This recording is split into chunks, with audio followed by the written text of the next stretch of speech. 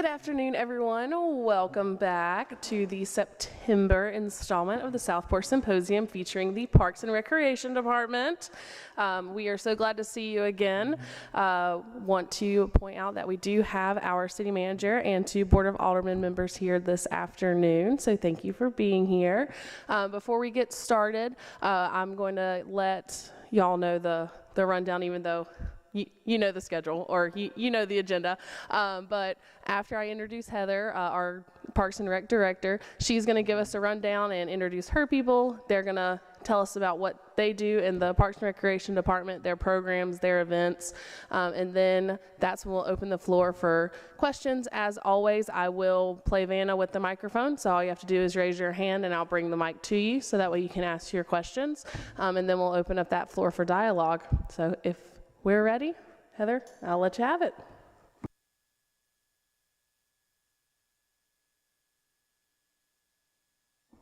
All right. Well, thank you guys for coming out. I've seen all of your faces at board meetings before, and you've come to my office before.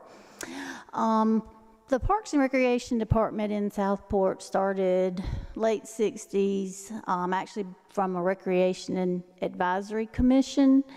And a group of citizens wanted recreation activities and facilities, and so they got together and started a department. The city manager at that time kind of headed it up, and then their first full-time Parks and Recreation director that wasn't a city manager was Joe Medlin, who was my boss. He hired me in 1998. And he retired in 2002, 2003, and I moved into that role interim and then was hired full-time. So I've been with the city 25 years. I started out as a programmer, and so I've been here the majority of the time. I've gone through many changes. But I'm going to introduce. Thankfully, my full-time staff has increased. Before it was myself and Mr. Joe, and then and Mark Sutherland that did maintenance, and then they moved maintenance under Public Works, and it was me, and I was able to hire Maureen Moore as a full-time program assistant. And then recently, in the last 2 years, I was allowed to hire 2 recreation assistants full-time. So we have grown from a department of really 1 to 4 full-time now. And I will introduce my program assistant is Brandy Moore. Raise your hand, Brandy. Brandy, well, I'll tell you this story in a minute. In the middle is Maureen Moore, and technically she's been here longer than me because she worked part-time before I even moved to Southport. She worked with Mr. Joe. Robin Bernard is one of my part-time staff, and then Mandy Clemens is my new full-time recreation assistant. And one interesting thing to note is pretty much all of my part-time and then my new full-times have grown up in the Parks and Recreation Department. So they started out coming to all of our programs and came through summer camp. And then I hired them to be camp counselors, and then they just kept coming back, and I kept taking them back. So anyway, we have about 3 or 4 more that are part-time that could not make it this afternoon. So now I'm going to talk just a little bit about some of our ongoing programs and our facilities that comes under Parks and Rec, and then I will let Maureen Moore and the staff talk about all of our other divisions and programs and all of that. We have a lot of facilities, and again, we kind of program for them and work directly with Public Works to do the maintenance, upkeep, and designing and building new facilities. So we have I do have flyers sitting over there for everything that we tell you if you want to pick one up that lists all of this stuff out. But what we do some of our parks and recreation activities in is the Franklin Square Park, the City Pier, Kingsley Park, Waterfront Park, the Riverwalk Gazebo, Atlantic Street Pocket Park, Cavanis Park, Fort Johnson Tennis Courts, the City Gym. We have the JC Building and the Senior Building on Fodell Avenue, Fort Johnson Playground, the newly repaired City Dock, Taylor Field Park, which opened this past April, the historic Riverwalk, which is next to the marina, Low White Park, the Garrison Lawn, Keziah Park, and the Bay Street Overlook Structure, which is located at the corner of Lord and Bay Street. So we do have a lot of facilities and parks that come under our purview. Some of our main office is located at 209 North Atlantic Street, which is right between the City Gym and Trinity United Methodist Church. And I think for some of you that have been here in Southport a long time, I think the high school used it for a Marine class building. They used it. So our building has been used for lots of different things and is very well loved. Some of our ongoing activities is we have summer camp. We do a before and after school program. It starts early. My staff is good. They come in early, about 6:30, 6:45. Mainly the reason that we did that was because the elementary and the high school flip-flop times. So when the elementary school took in early, like at 7:20, it wasn't a problem. But when they flip-flopped about, 5 years ago, we found the need to have before school, and we transport them to Southport Elementary. And then, of course, after school. We have about between 30 to 40 that participate in that. And the City Gym, that's the only indoor public basketball gym in Brunswick County. So we have open gym Thursday through Monday nights from 5 to 7. Tuesday and Wednesday nights, we do not have open gym. If anybody wants to play basketball, and that's pretty much the only activity in there, because that's all it is a basketball gym. We do offer a youth basketball program, and usually, and that runs November through March. We usually have, 200 kids participate in that, usually about 22 teams.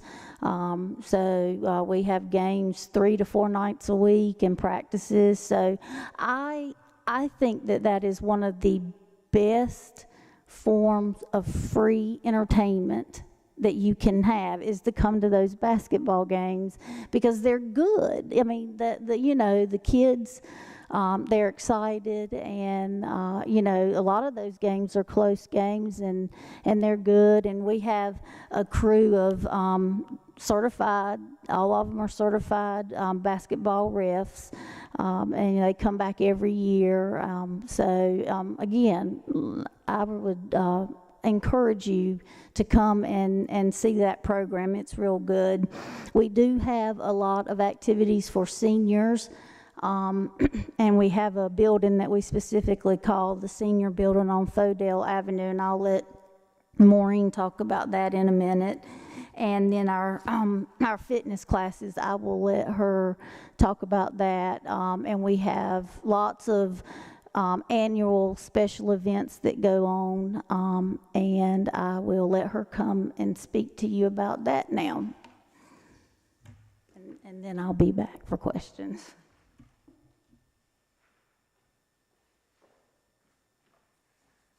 Good afternoon.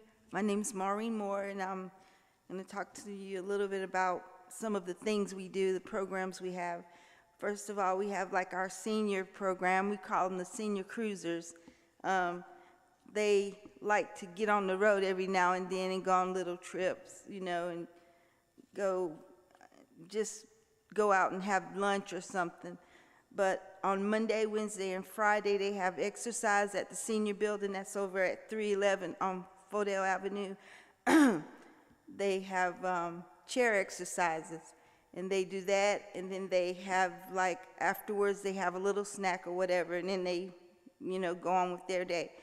On Mondays, after the exercise, they do pottery or a craft.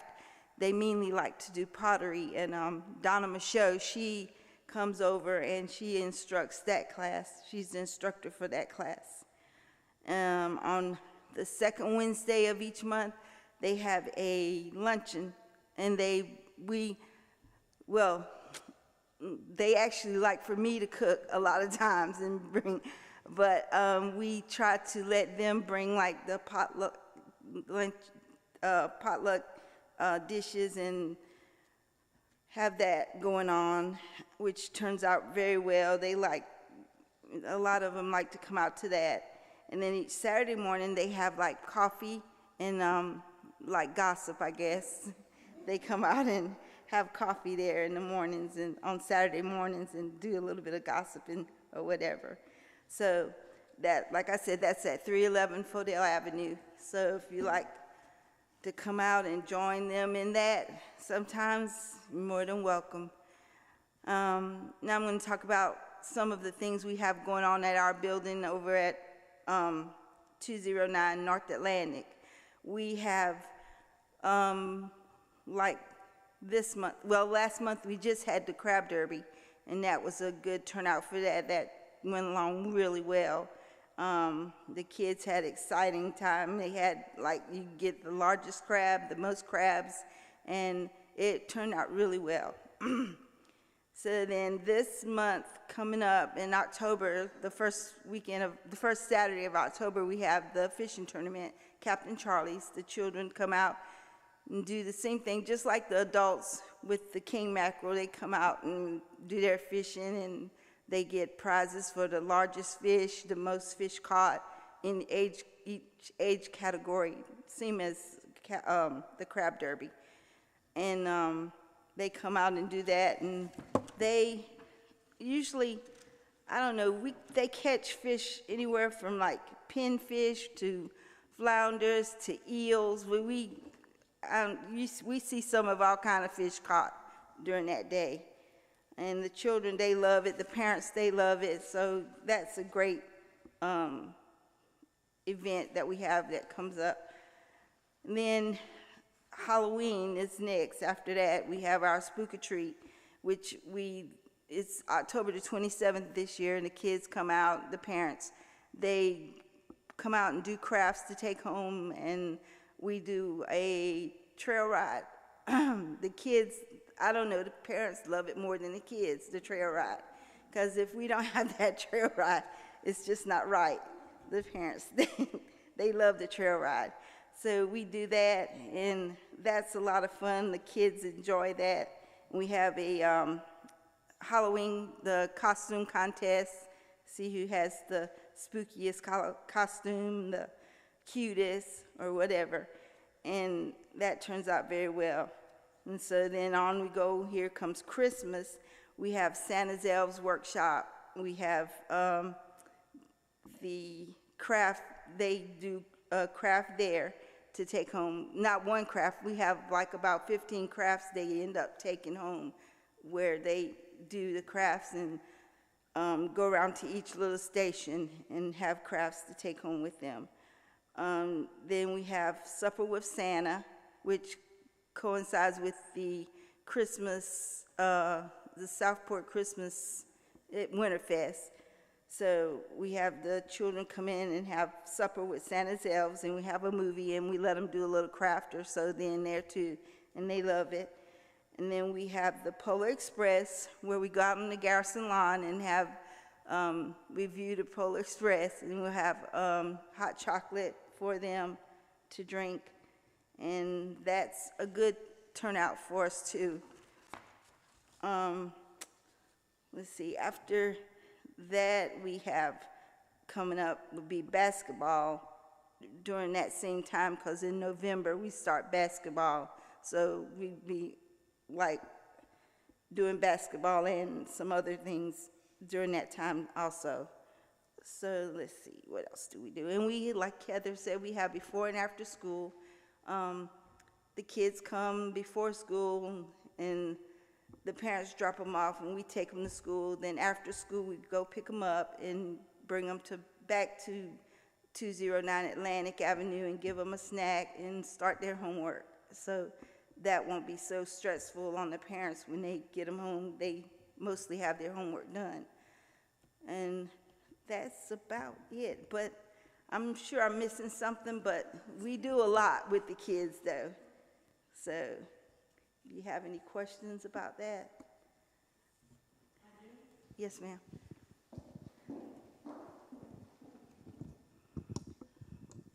First thing I need to know is where that senior building is on Fodell. The only thing I can see on Fodell is the JC building. It's right behind the JC building. It's 311 Fodell. Yes, ma'am.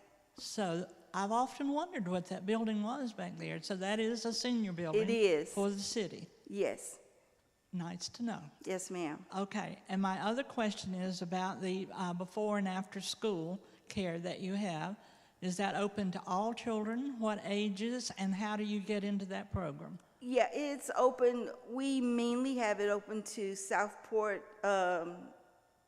Elementary, and well, actually the middle school too. We have it open to the middle school. And you just call us and get the information from us and let us know where your child goes to school or whatever, and we get in contact with the school, and they put the kids on the bus. They know, they know our bus, Southport Parks and Rec. Yes. Okay, and is this free to these children, or is there a charge for it? No, it's a charge. It's a charge is $50 per week right now. It's real reasonable. We try to keep it low cost because most of the kids we serve, their parents are low budget or whatever, and so we try to keep things low cost. Okay, Yes, good. ma'am. Thank you. That's good to know. Yes, ma'am. Thank you. I'll turn it back over to Heather. Maureen, but everybody calls her Cookie, so that's her name if you hear somebody say Cookie. A couple of other annual activities that we have is the Easter egg hunt. We do that in Franklin Square Park. That's always the Saturday before Easter, 10 o'clock in the morning, and we always have a good turnout. It takes us about 3 hours to set that up and hide the eggs, and it takes them 7 minutes and it's over. And then we do out here on the Garrison lawn, we bring the toddlers, the 5 and under. And again, that's a good event to come and watch, even if you don't have a child participate or a grandchild.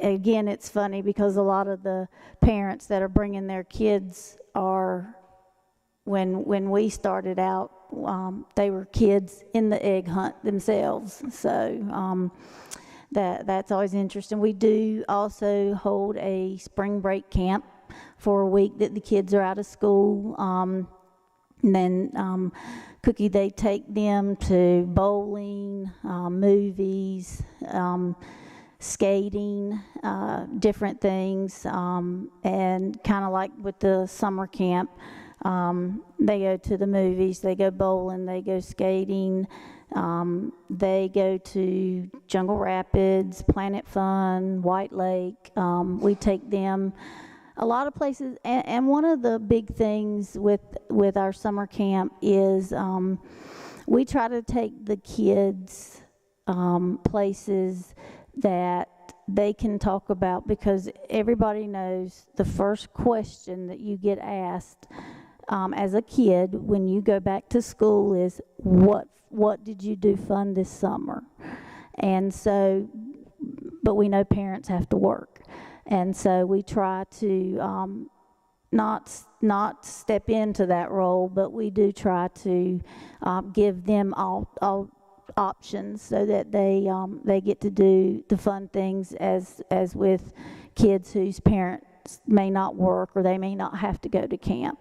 So that's kind of always been our goal with that. Our concerts, we do concerts in work with DSI and Up Your Arts, yes, and those are in Franklin Square Park. We used to do them in the summer, but we're trying something new, so they're this fall. They are on Thursday nights, 6 to 8 o'clock, and we're looking at trying to do it in cooler weather, because we had a lot of heat indexes last summer, and we had, some of our performers that were about to pass out or got sick, like heat-related sickness. So that was a big factor in why we moved that this year, and we're trying it out to see how it goes. We do show movies on the lawn. The Polar Express is probably our biggest draw, but sometimes we will show like Jaws in the summertime, and then like in October we'll show, what is it? Oh yeah, the Addams Family. Kind of try to keep it, related to not scary Halloween, but fallish Halloween.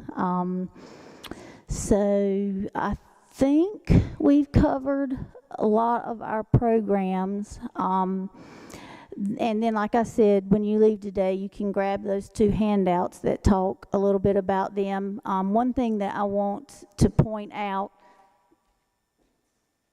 is this 300 and some page document, and it is online, so you can go to the city's website and gain access to this.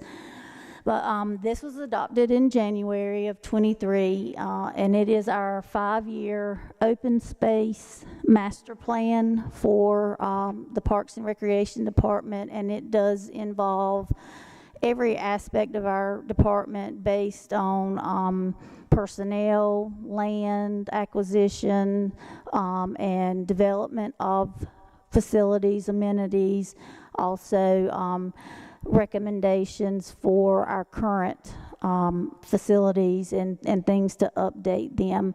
This document was derived basically from the surveys that we had asked last year, last fall, and we had 3 public meetings where we asked the stakeholders to come here and ask our consultant and myself specific questions or tell us more about what you want.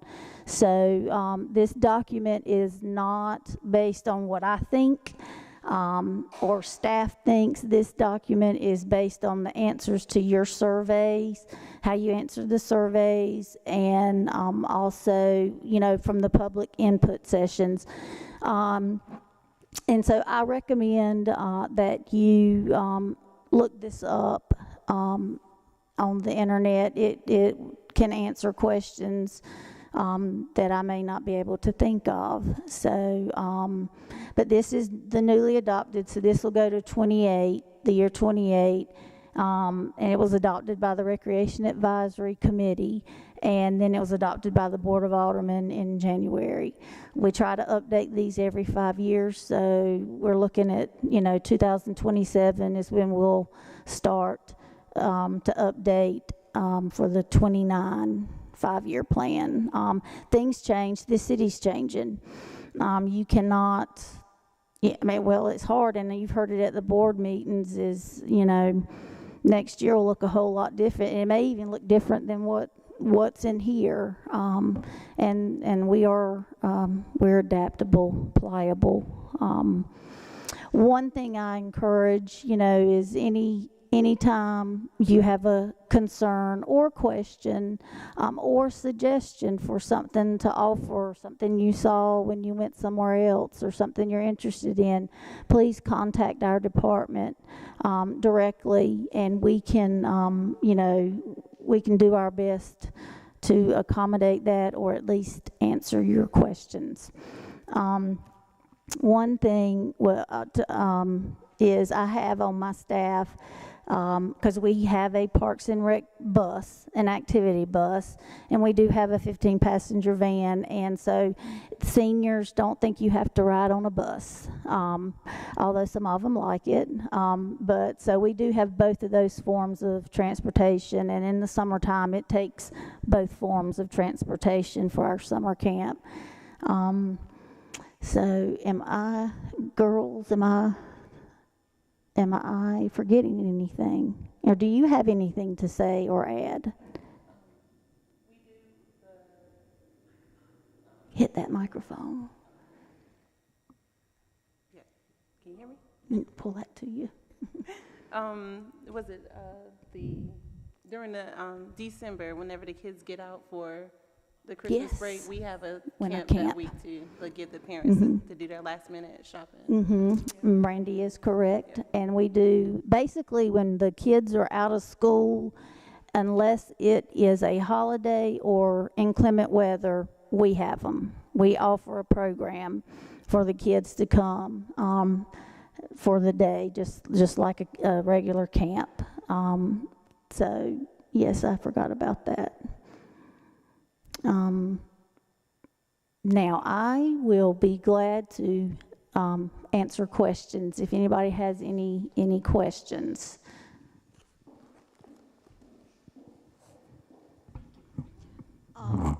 Two questions. First of all, some retired reading teachers have asked me if you would have a need for some after-school reading tutors.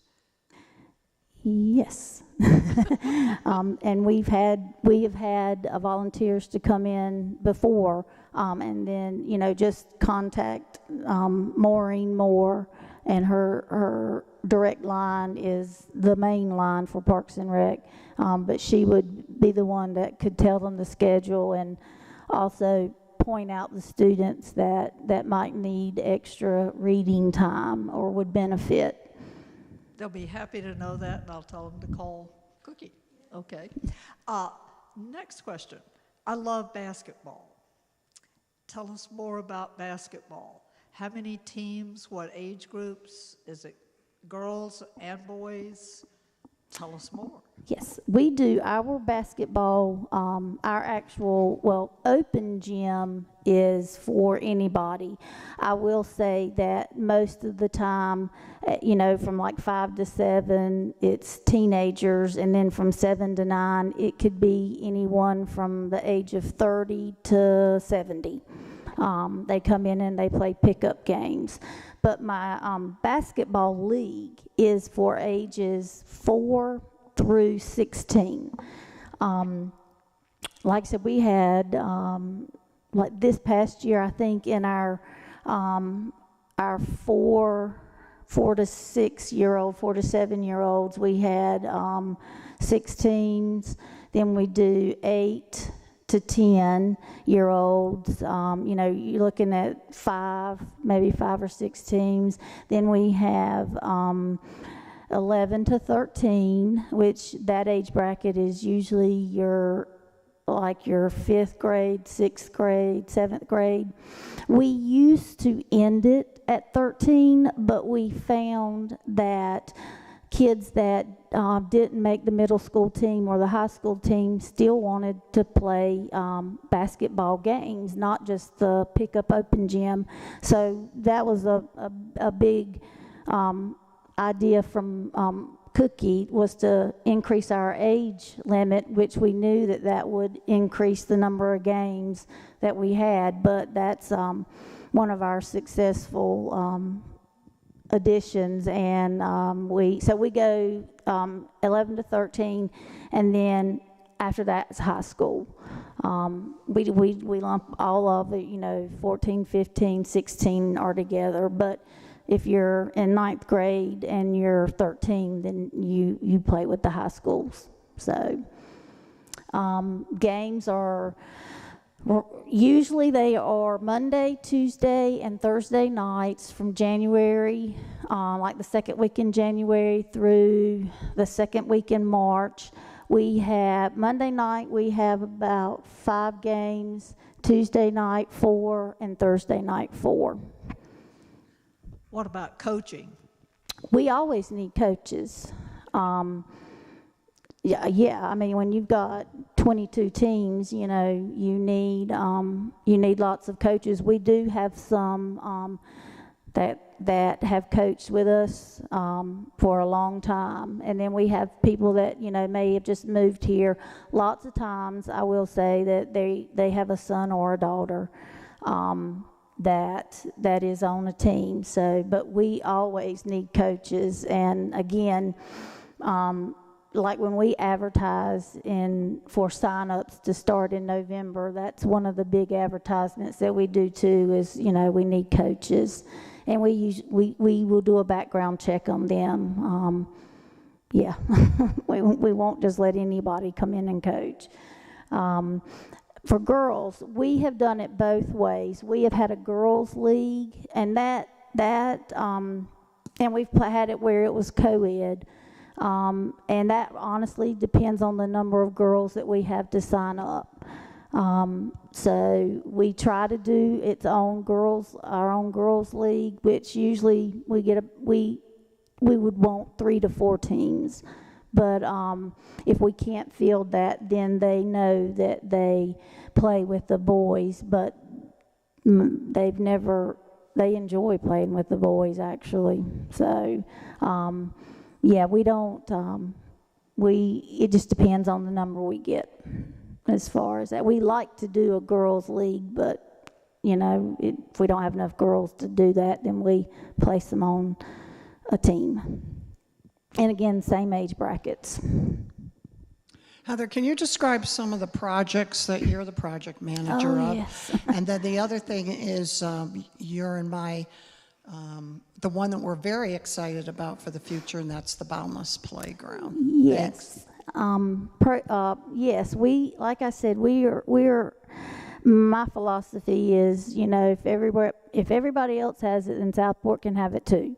So, we have, we just opened up Taylor Park, Taylor Field Park. We're trying to, do additions, developments to that, where we're looking at a second phase and have a boardwalk that connects to Low White Park. That's kind of the big theme, and you will see it if you look in the master plan, was the connectivity from, the beginnings of Southport all the way here to the waterfront. Currently, we are fixing the cross bracing on the city pier. The Atlantic Street Park, we just had the bulkhead and the steps rebuilt so that you can, does anybody know what I'm talking about when I say Atlantic Street? Because most people don't even know that exists. Kingsley Park, we're getting ready to, we're waiting on construction documents, but for the pier, for that repair. As soon as we get the engineer documents, then we will send out the required CAMA notices and hopefully have that construction started this fall. One of the biggest things that is on our radar is, like Bonnie said, it's a boundless playground, and basically that is all of our playgrounds are they are ADA acceptable, but ADA acceptable and inclusive are 2 different things. And so at Taylor Field, we are looking to put a boundless playground, and what I mean by that is that from the surface of it to each amenity, to the, slides, to swings, having a swing that is for a person, because also we're not doing the Boundless Playground just for children. We're doing it for adults that may have some type of disability and want to swing with their child. So, it's going to be for all ages. We're working with a group that Bonnie had worked with before, because Bonnie has done a couple of these projects, Unlimited Play. I encourage you to look their website up to show you kind of some of the stuff that the playgrounds that they do. We literally have formed a committee where that has parents and or adults that have disability, some form of a disability, whether it be physical or intellectual, to come up with, what they see when they go to a ADA accessible playground and what their limitations are. And we are basically going to break down all of those barriers so that there is no barrier at all. It is a big project, but it's well worth it. And I've had people say, well, we don't have enough children that would require that, and I'm like, you're not looking at that right. It's this playground is for everybody. It could be for grandparents that take their little kids, and it makes it easier for you with no boundaries, where you don't have to climb upstairs to chase your grandchild down. We do have some renderings, but they're revising some of that, so we can definitely we're kind of going with the marine pirate theme, since we are maritime, and we have the Maritime Museum right here, so we can definitely put those up on our website so you can see what they look like. This project, after we get the renderings and the cost estimate, then one of the big things with Unlimited Play is to help us fundraise for it. So we're not looking at it coming out of generating out of our taxes. We would have to fundraise for it, and then once we do our capital campaigns for that, then we can start. I'd like to see it maybe in 2 years, but a lot of that will depend on fundraising. So that's our next big project. And also the kayak launch, we did get a grant for that at the marina, working with an easement issue. Hopefully we will get that signed off on, and construction can start on that late fall, early winter. So we did get a CAMA access grant for that. So those are some big projects that we've got going on. And again, if there's something else that you feel that you would like to see done here, let me know. Again, some of it may be mentioned in our master plan, so I do recommend that everybody take a look at the master plan, and it may answer some of your questions. Hi. Keeping on that same topic with the fundraising. So to keep your program costs down, do you ever partner with local businesses? Does the gym have banners in it, the basketball gym, things of that nature? And those events that you listed, all those events, the Christmas, the Halloween, do you ever do sponsorships? Basketball, we do sponsorships. We have businesses that sponsor teams. Our Captain Charlie's Fishing Tournament is co-sponsored with the Southport Lions Club. They give us like $1,500, and so that offsets a huge part of it, because we give them a T-shirt, and we have lunch, and then we have prizes. Most of them the prizes are based on fishing gear, something like that. So Yes. Who else do we? The gym, as far as the facility, when in '99, when we redid the floor, the one of the fundraisers was businesses bought a wooden sign, and so that's how we did the floor. And those signs are actually still up there. But like, yeah, we'll take any business sponsorships for anything. We do have some people that donate if we know that there's some children that, you know, they maybe can't afford some of our stuff. We do have some people that will pay their sponsorship fee. And lastly, volunteerism. For any of those events, you had said it takes you 3 hours to set up food in the Yes. Easter. Do you seek out volunteers for any of those special events that you take? We will happily take volunteers, trust me. I will say the Lions Club usually will send some of its members down for the fishing tournament. But yeah, crab derby, we could always use somebody that's more comfortable, you know, measuring a crab than we are. And then, of course, we always love for somebody that actually knows about fish.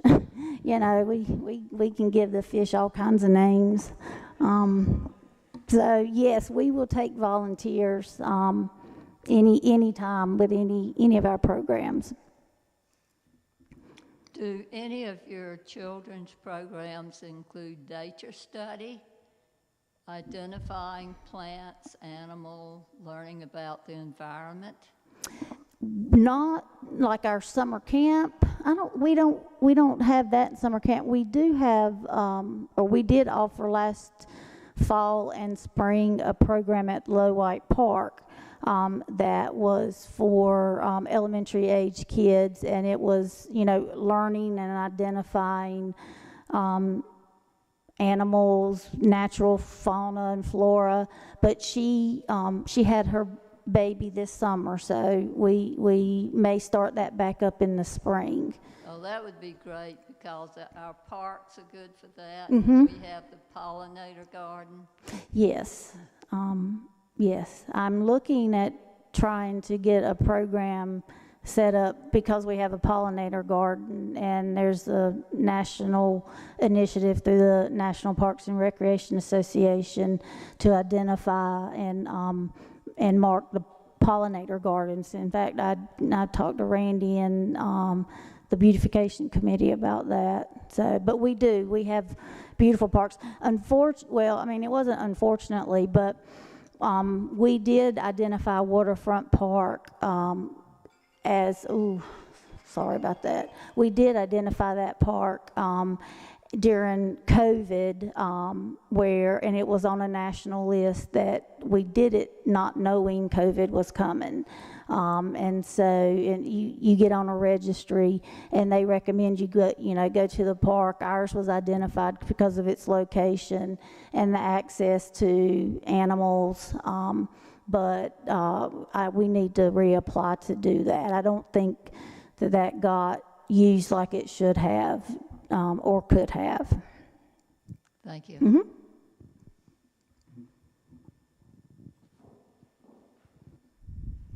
I want to thank you, because I'm just so impressed with the number of parks and the variety of opportunities for people of all ages here. For a town of size that we have, it's just incredible. And I know you work really hard to get grants and sponsorships, and I know that makes it a lot harder and things take longer, but we do appreciate that. Thank you.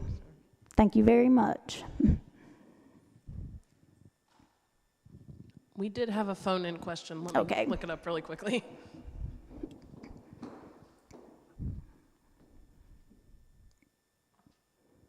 Okay, this is in reference to pickleball. Are there any plans in the works for additional pickleball courts anywhere in Southport? There are tennis courts on Leonard that do have painted pickleball lines, but is it possible to get, or are there any works in the process of getting portable nets if folks want to go out there and play pickleball at the Leonard Street court specifically? We can.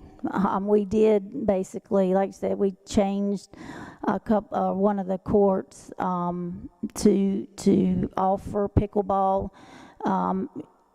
I will say that Brunswick County Parks and Rec at their Smithfield District Park, which most people think that that park is Southport's, but it is not.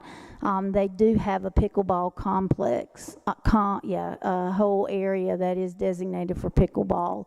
When we develop 9th Street Park is what I call it, we are looking at putting athletic fields and maybe some pickleball courts over in that area. And that's a capital project. And that probably honestly wouldn't start because we're looking at doing a whole recreation center, really, developing everything. So, I mean, that's probably about 5 years out. But no, I have no problem purchasing that.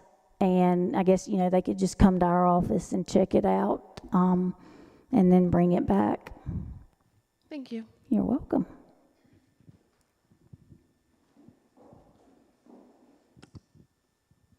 It is amazing what your department does accomplish with the programs and all of the interesting things that are going on there.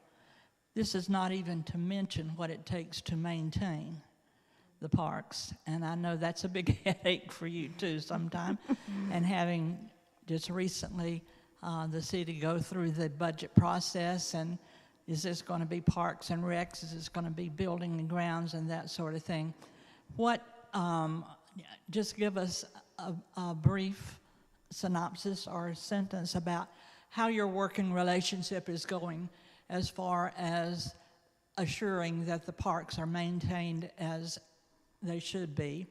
And while we're at it, we might as well, I'll let you attempt, if you like, to take a bite out of the big elephant in the room and tell us what you see or what you don't see happening in Franklin Park. Okay.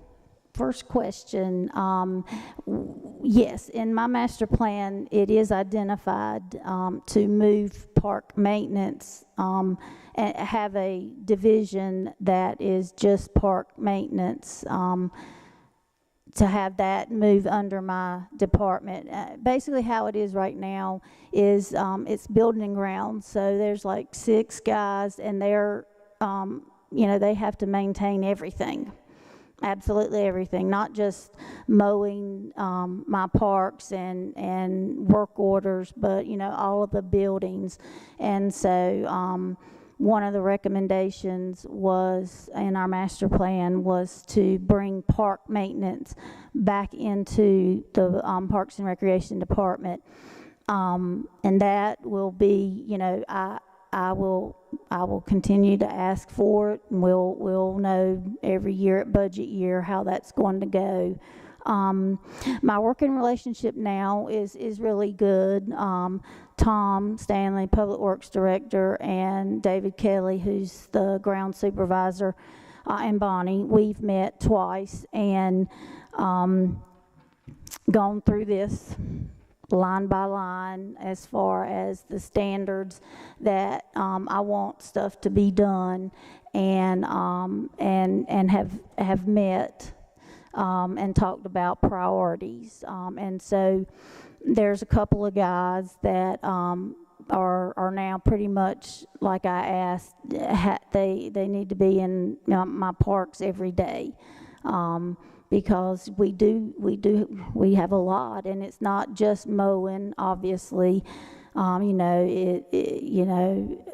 have like boardwalks and playgrounds and mulch and stuff that we have to maintain for safety reasons. So yes, that has happened. Yes. Franklin Square Park, again, that will be, again, basically, we're waiting on the reports. Bartlett, who was recommended by the Friends of Franklin, are coming in and doing an assessment.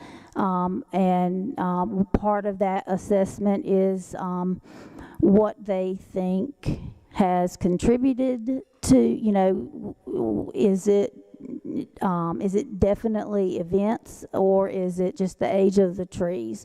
And so we kind of, honestly, they're coming in October, I think. Is that right? And we will look at that report and honestly look at their recommendations. A lot of that will be board decisions, based off of those reports.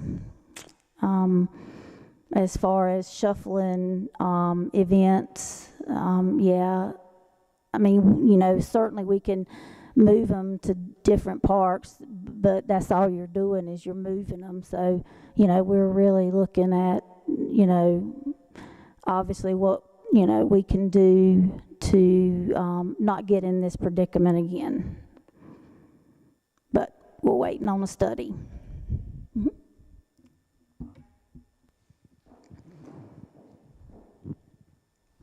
I would like to back up to the pickleball thing a little bit. Mm-hmm. Adult recreation, outdoor recreation, we have limited spaces. Did they have lights over on where the pickleball courts were marked off? Are there lights over No, there? there are no lights there. Fort Johnston are the only courts with lights. Okay. Well, before you go forward with any more pickleball expansion over at the other park, the way you have it marked off, it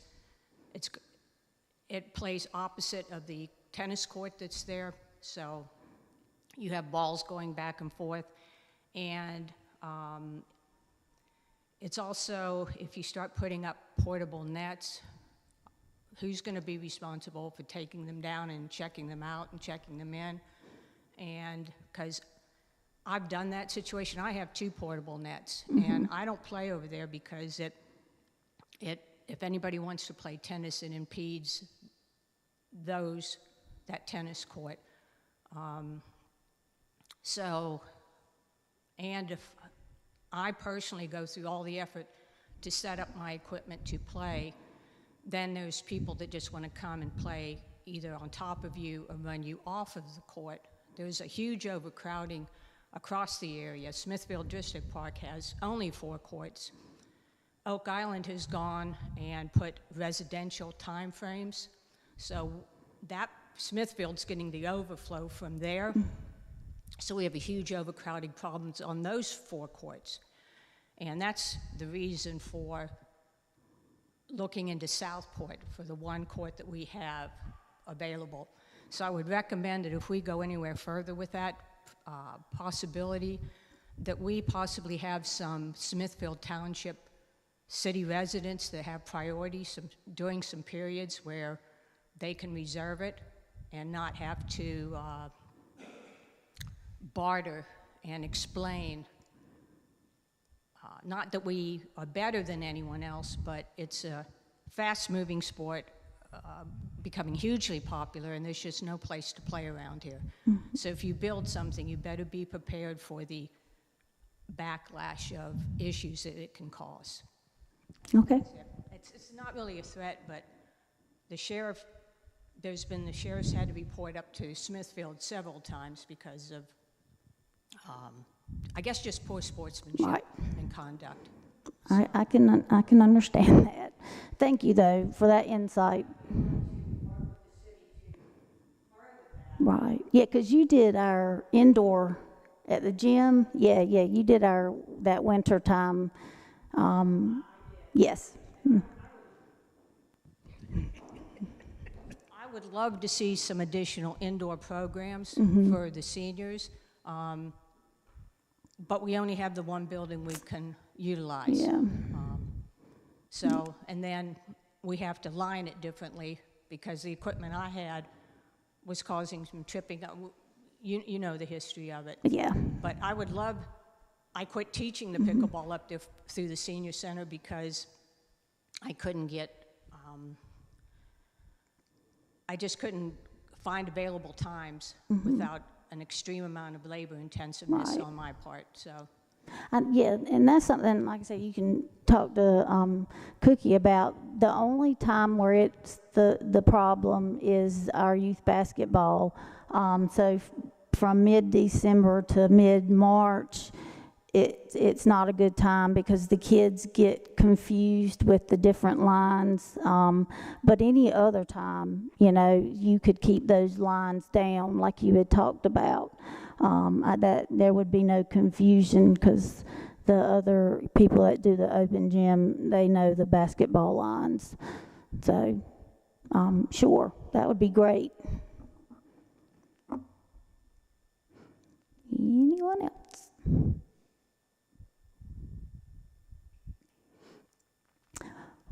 Any more, Cheyenne? Okay. Well, I appreciate you guys coming out and hearing what we do and who we are and putting a face with a name. Again, grab a couple of those or grab those 2 flyers that talk a little bit more about our programs. Go online and look at the adopted master plan. And then, you know, our offices are at 209 North Atlantic Street. Our phone numbers are on our website. Don't hesitate to stop in. Anytime, one of us is always there. And so we'd be happy to accommodate you or answer any kinds of questions. So, and I appreciate you taking the time out of your day to come and hear about us.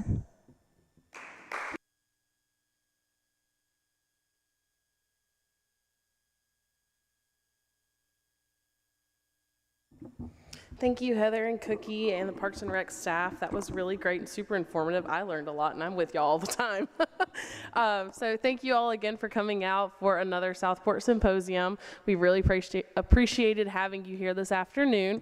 The next one is going to be October 16th. I keep wanting to say the 18th. October 16th. Here, 2 p.m., you know the drill. It is going to be the fire department since October is Fire Prevention Month. So we will see you here October 16th at 2 p.m. Y'all have a good afternoon. Thank you for coming. Bye.